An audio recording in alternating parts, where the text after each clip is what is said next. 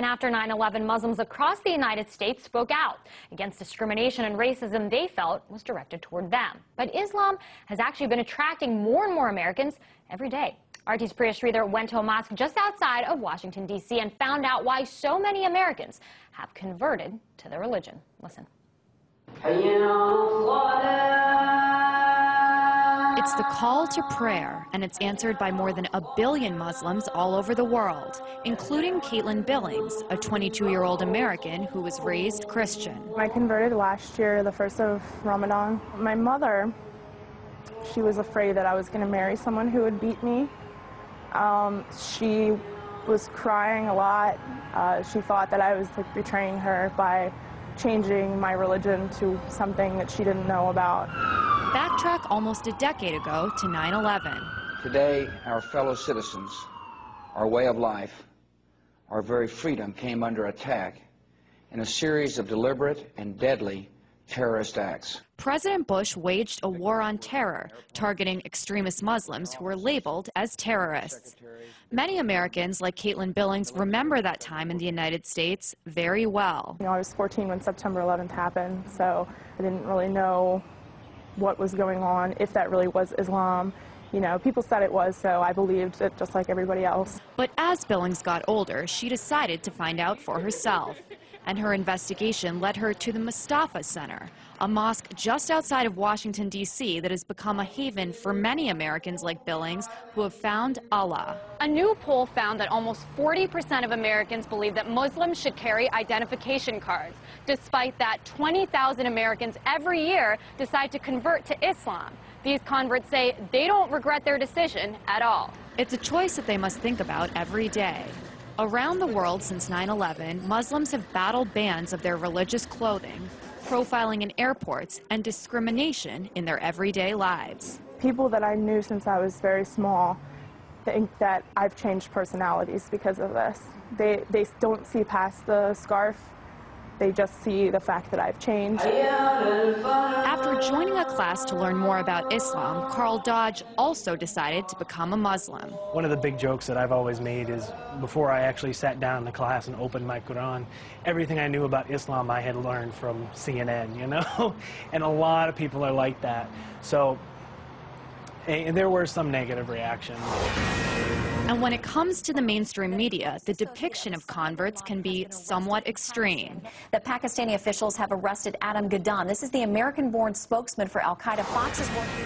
First, there was John Walker Lind, the Californian who converted, joined the Taliban, and ended up fighting with them in Afghanistan. And then more recently, it was Jihad Jain, the blonde-haired, blue-eyed convert who allegedly recruited people to wage violent jihad.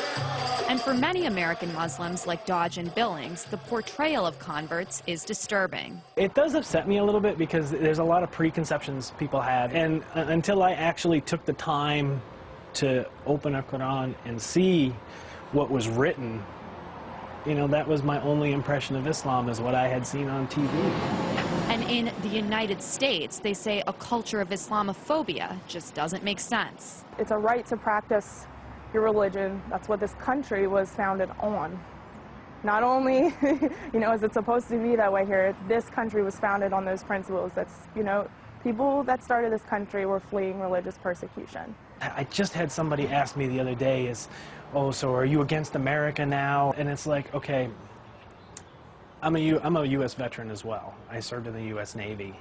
And so I do believe in this country. I volunteered to defend this country. I volunteered to, stand up for what the Constitution says. No matter what unfolds around her, Billings says she's proud to be a Muslim.